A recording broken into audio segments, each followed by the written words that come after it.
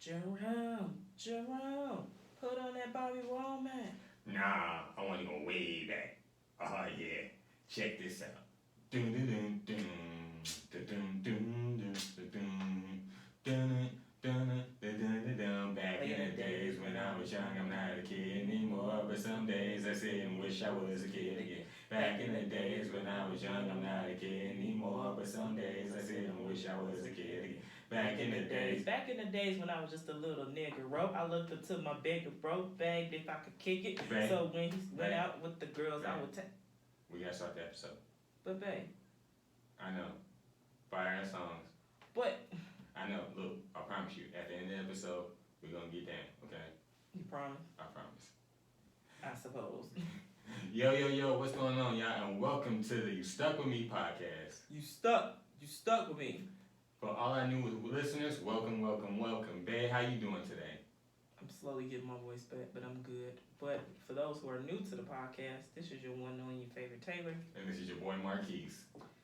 But I'm okay, babe. I'm slowly getting my voice back. I still got the whole allergy nasal thing going on, but it's all good. Good. Hey, I'm glad you're feeling better. I'm feeling well myself. I can't wait to dive into this topic. I can't wait either. You want to start this off because it's big. It's really coming from your point of view. No, I like it when you do the introduction. Go ahead. Okay, so in this episode, y'all, it's gonna be a funny episode. So over the weekend, I got to meet some of Taylor's cousins, aka your in-laws. Yep. So we went out there. So I'm gonna kick off the story. So her cousins came in. She came in from Mississippi, and didn't someone else come in too? Yeah, he came in from Las Vegas. But we didn't get a chance to see him. Yeah. So her cousin Mika came in from Mississippi. Shout out to Mika. She came in. They hadn't seen each other in 15 years. 15 years. You know how old I was 15 years ago? 15. 15. So this is the first time they've seen each other in 15 years. And when they saw each other, boy, oh boy. It started off nice. She came, she said, hurry up and get out this car so I can love on you. Gee, that sounds so familiar. I know, right? Now I know where you get it from. Me? You? Yeah. I don't know what you're talking about. But anyway, she gave me the biggest hug ever. You know, it's like one of them hugs is like you don't want to let that person go. Yeah. Right? Right. Y'all say I give good hugs. No. My cousin gives good hugs. All my cousins give good hugs to me. It's just so epic. It runs in the family, apparently. So I don't know if I ever explained to our listeners my family dynamic, but let me do a rundown real quick. Mm-hmm. So my grandmother, my mom's mom, she had 4 girls, right? I'm the baby out of all my grandmother's grandkids, and also I'm my mother's only child, right? So it's like 3 here, 3 there, all over the place. So again, I'm my mom's only child. So unfortunately, all of our moms passed, and our grandmother. So it's like basically just us. So the reason why my cousin Mika came, shout out to Mika, aka Andrea, if y'all might know her as Andrea, but we call her Mika. But that's neither here nor there. So she came because unfortunately her father had passed away. And she was like, I'm gonna come. I haven't been home in 15 years, which is crazy because it doesn't seem like it's been that long. Mm-hmm. Not until you like sit there and think about it. So she sent out the text to like, hey, cuz I'm here. I really, for real, want to see you. I'm like, I'm coming. So I'm texting. I'm calling Marquis. I'm like, babe, I gotta go see my cousin. We actually visited her twice since she been here. Mm-hmm. I said, babe, I haven't seen my cousin in 15 years. I haven't seen her since I was like a teenager. I was like, can we please go see her? He was like, okay. I gave him the warning. I said, look now, you think I'm a little crazy, ratchet. Wait till you see all of us together. So she was staying out in Indiana with my other cousin, who was also her baby sister. We roll out there. Another one of our cousins was leaving or whatever. Shout out to Red, you know. Y'all would know about him, sure enough. Man, Yeah, and if you see the wedding video, that's the one who gave me away. That's like my father figure. But again, that's another family story for a different time. So he's leaving. I'm coming in. Here go Mika. She was like, "Oh, I'm sorry, I'm sorry, young man. I'm sorry, cause I haven't seen my cousin in 15 years. I just need you to hurry up and park this car so I can love on her." Did she not say that? She did. And she was like, "I'm so sorry." And then I get out the car, biggest hug ever. We talking about that Celie and Nettie type of hug after they reunited at the end of the movie. Reunited and it feels so good. Dun, dun, dun, dun. Reunited cause we understood. How Okay. can we switch roles? Okay, anyway, I know. So we get to talking and stuff, and she was like, it's a sad occasion why I had to come, but I'm also happy because I get to see my cousins. Now, my cousin Riri, shout out to her, and me and Riri, or Letitia, I gotta tell people government names because me and Riri are close in age. Mm-hmm. Now Mika, she is 45. I don't know if you wanted to tell her age, but okay. She looks good. No doubt, but I didn't know if you. Oh well, I mean, it's out there now. It's out there now, and we blessed to see these ages. I mean, I'm 30, so now you know. But so it's an age gap there. But she always been like protective of me and her sister, because again, we were the babies in the family. She even said it too, like, I don't care how old you could be 30, 35, 40, you still gonna be baby to me, And it was just bringing back so many memories of when we together when we were younger. But one thing that I enjoyed about the interaction is we actually had a heart-to-heart talk. Because I'm not gonna sugarcoat it. It's no excuse why we haven't seen each other physically for that long. I agree with that. But I actually want you to tell this part because from the outside, well, you're not an outsider per se, but the outside looking in, listening to our conversation and looking how we interacted, because you was like, who needs our elephants at? Y'all doing fix my life right here. Yeah, pretty much. So it was my first time meeting her. First of all, she's funny. Second of all, she does give good hugs. Third of all, she is very protective of you and her sister. No doubt about it. And she was discussing with us about how's it feel to be married and what do we think, and just, asking us some basic questions that, we've just been celebrating our first year of marriage, humble brag. But, she was just asking, basic questions. And then she started detailing, what it was like for her as, being a mother, being a grandmother, but she doesn't have anyone that she goes home to, and she's upset about it, and she wants someone to go home to, but she just has some things that she has to deal with on a personal level. Yeah, but I was more talking about along the lines of when we started talking about the generational curses and how we all apologize for our lack of communication. And at that point, I said accountability runs deep in our family. Yeah, so I wanted you to talk about that. Like, what made you say that?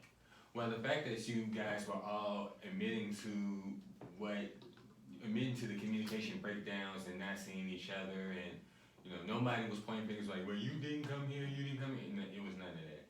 It was, well, I should have did this. I use this as an excuse, and I'm sorry.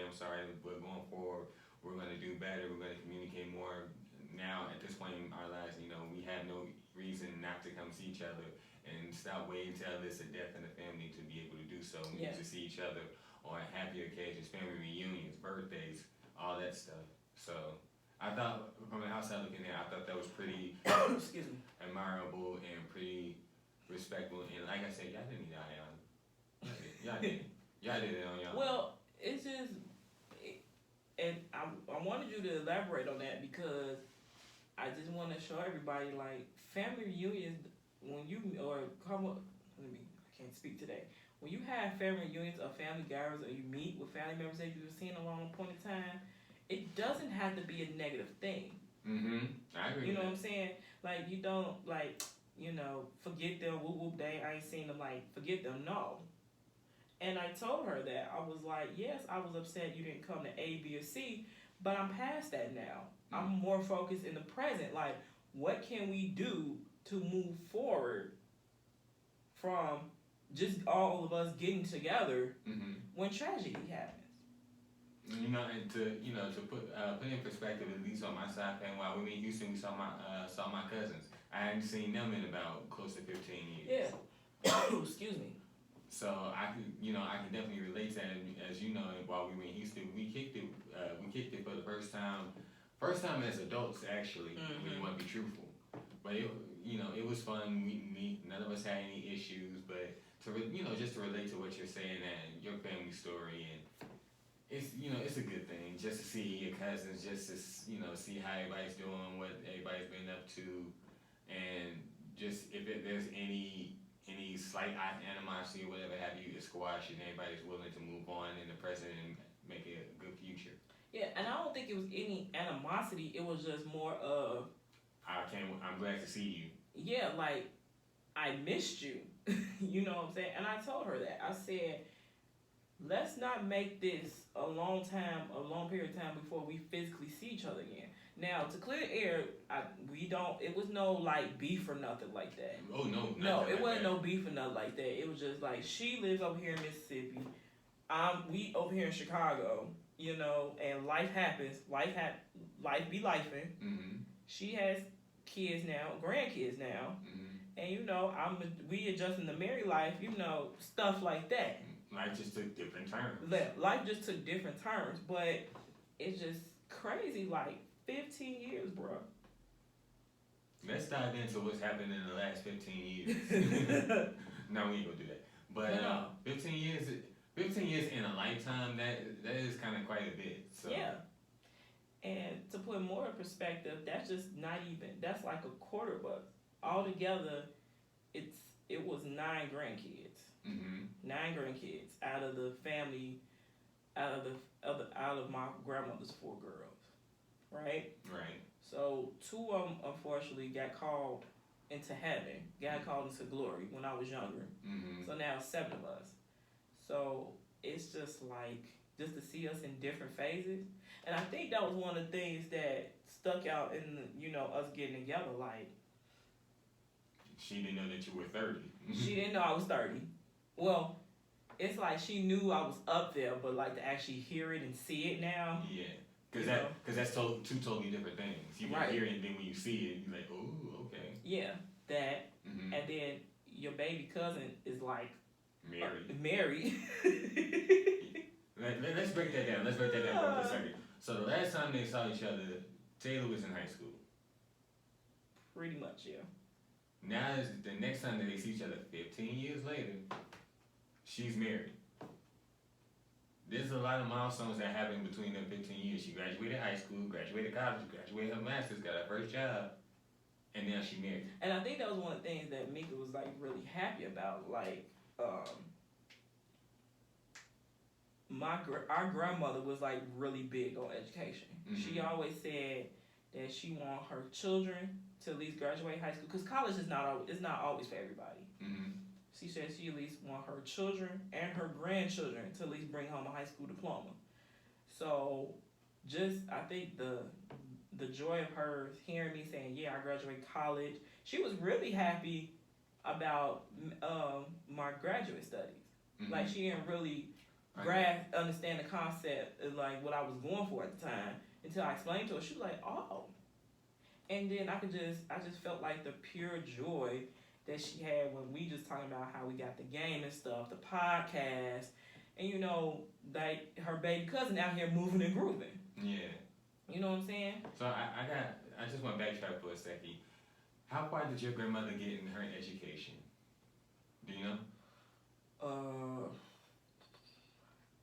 I'm gonna take a stab and say 8th grade. Okay. I don't think she went to high school. Okay. But part of that was she had to go work. When she got of age, she had to go work. I don't want to say work out in the fields because I mean she wasn't a slave or nothing like that. Well, the reason why I asked that is to bring together the reasons why your grandmother was so big on you guys getting Yeah, out of because high she school. didn't have the opportunity. Exactly. That's why that's why I was. Yeah, she didn't have the opportunity to. She had to work, but that's not to say that she didn't know her stuff. She used to always say, "I didn't go in the schoolhouse, but I went past the schoolhouse," like stuff like that. And she was a hardworking woman. Like she did like a little bit of everything. I think she was. Oh, I'm sorry. That's my alarm. Take my meds. Y'all know I'm an old lady for real. Anyway. First of all, it's an iron pill, so you are not old. Dang. Okay. I'm just saying there's an iron pill and then there's what I've been taking, but that's besides the point. Anyway, so her main thing, she was always a housekeeper. She used to always work in the hotels, cleaning, changing beds and stuff like that. So she was a housekeeper. And along the way, she just like made so many connections, like so many. I think based on what you're saying, your grandmother was more the version is not what you know, but who you know. Pretty much. And that's not a bad thing. Sometimes that gets you further than your education. Yeah. And then also too, and this goes to one of our discussions that I really wanted to highlight in this episode. So I know we briefly talked about generational curses. Mm-hmm. Me per se, I don't think this is a generational curse. I think it's just a habit. So remember how we were sitting around and we were talking about being an aspect of a strong woman. Mm-hmm. Okay. So to give a little background for our listeners, so one of our things was our grandmother had instilled in her kids, don't sit back and wait for stuff to be handed to you. You gotta go out there and fight for it, basically, right? So that means that could be anything like stand up for yourself in like unstable relationships, or you feel like you're being treated unfairly on the job, whatever. So she instilled that in all of our moms, and our moms instilled that in us, right? Mm-hmm. So one of the things I brought up was, we Hudson women, because that was last name. We Hudson women are so strong. That's a good quality, but it's a gift. And what you say, I call it something else. But you say what you're trying to say is it's a gift and a curse. Right. Excuse me. Sorry, y'all. I'm still trying to get over this. But, and I know, and that was one of the things I was telling about, like, between our grandma passing, because I was the closest one to her, not because I was the favorite, because I was the baby. I was the baby of her baby. Mm-hmm. If that makes sense. It makes sense. So my mama was like always there, like the point of contact for everything. So of course, I learned some stuff. So let me ask you this. You just brought this. You made me think about it. So I want to ask your opinion on it. Can you be the matriarch or the patriarch of your family and you're not the oldest? Yes. Okay. Yes. And I'm gonna get to that in a minute. Well, I didn't want to like jump, what you were, where you're going with the conversation, but it just kind of came across my mind, and I thought to ask you your opinion. Yeah, but I'm glad you asked that.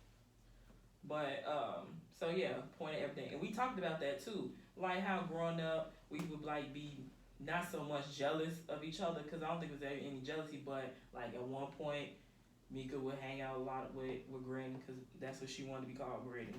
Or then, so when I came around and Riri came around and all the cousins came around, everybody had a point in life where they had this connection with her, mm-hmm. right? So we talked about that, and then we talked about some of the family history.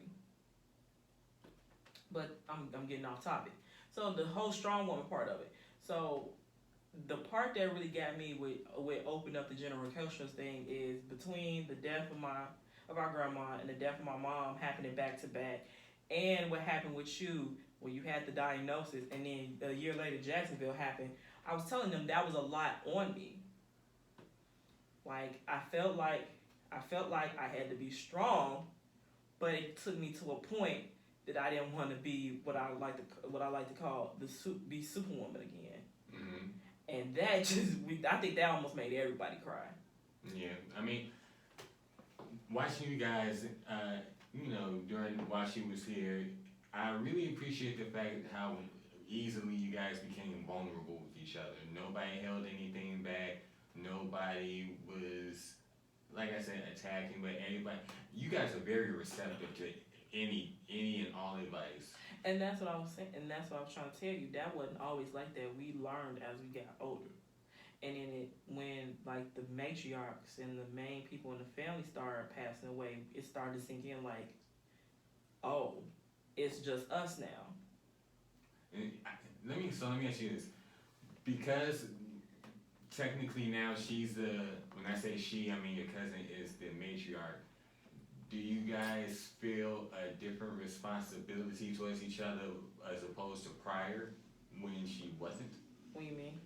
So do you believe that it's kind of like it's now you guys' time as cousins to carry the family torch? In a sense.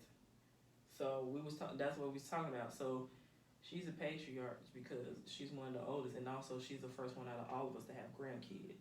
I think you meant matriarch. Matriarch, I'm sorry. Matriarch. Mm-hmm. Because she's one of the oldest, and she's one of the first one out of all of us to have grandchildren. Mm-hmm. So that was number one. But also, I feel like we all have a role now. Now, I don't want to claim it, but it seemed like I might be the one. I might be the little historian out of us cousins. Because you have all the pictures. Well, not only I have all the pictures, I know things that I thought they knew, but they didn't. Well, as a historian of the family, you know. Yeah, but I didn't want their role. I I just wanted to stay the baby. I didn't want all that. I mean, sometimes it's not that you go out and seek the role. The role is just given to you without you knowing it. And then when you realize it, now that you know that you're technically the historian, it's your job to pass these stories on to your cousins and your nieces and nephews and other cousins of your cousin, well, kids of your cousin. So technically they're your cousins too, but yeah, they're like second and third cousins. But I just call them baby cousins because that's a little too much to be. Thank you. Pass it on to your cousins and your baby cousins. Yeah.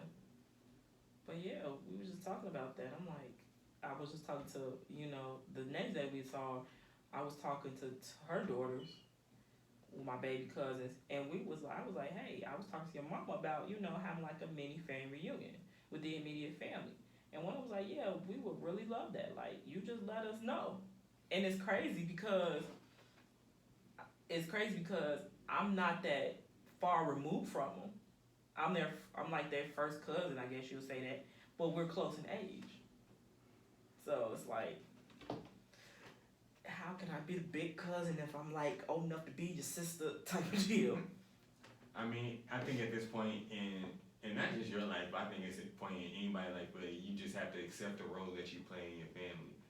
Sometimes it takes a while to figure it out, but when you eventually figure it out, you're like, okay, this is my role in the family, I just gotta accept it. Whether you like it or not, that's whether you really I mean, I accept it. It's not a problem to me. I just think it's funny.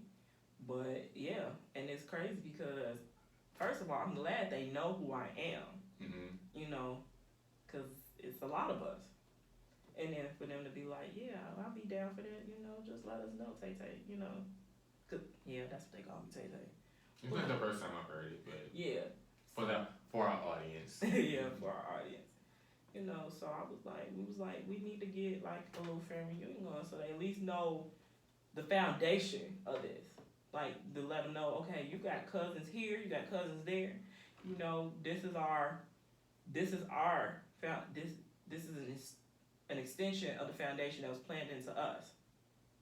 But pretty much, and it's like, okay, now the torch is you guys to run with and pass on into the next generation. So yeah, I mean, you already know that you have a responsibility to try to take the family as far as you can go, and it's like that on my side, family, because now all of us, on my mom's side, all my cousins and Marlon, we're all pretty much, if we're not young adults, we're adults. Mm-hmm. Now it's even though we still have our grandparents and we still have our parents, it's our job now to take the baton and run and go as far as we can go. But also, I would say that too, since you still have your grandparents, soak in that knowledge. Oh, trust me, when I listen to my grandmother or my grandfather, I'm like, okay. Like, soak in that knowledge about your family history. Yeah, because most people who don't know their family or not close with their family don't realize that through the generations, the ways that they kept up with family members is through stories. Yeah. That's just how it is for us innately as our culture as African Americans. And that's how I kept up with our family history, because I would just sit there. My grandma would time to time pull out pictures and show me. At first, when I was young, I wasn't interested, but then as I got older and started to understand, I started asking questions like, "Hey, who's that?" or "Hey, who's that?" And then when I was showing you some of the stuff I did have for my grandma, we actually end up seeing, finding a note with almost all her immediate siblings, like their birth years. I'm like, ooh, remember that? Yeah, I can relate to because I never got to meet I'm trying to make sure I say this right. My mother's paternal father. So he's my great grandfather on my mom's side. Mm-hmm. But everybody tells me I'm a spitting image of him. I'm talking about from height to demeanor, everything. Yeah. And unfortunately, he died 2 years before I was born, so I never got to meet him. But I'm pretty sure that he would be proud of me and my brother and my cousin, just to know that, this is what he and my great grandmother, God bless her. So this is what we created. So Yeah, I was just thinking that too. Like, when we was going through my grandma's things, seeing something from a family reunion I did end up going to when I was little.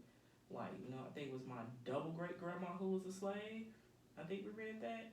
Mm-hmm. My double great grandmother who was a slave, and then my great grandmother, which was my grandmother's mother, moved to Arkansas or whatever the case may have you, had all these kids, and then just to see how everybody's like all spread it out and doing different things, it's amazing.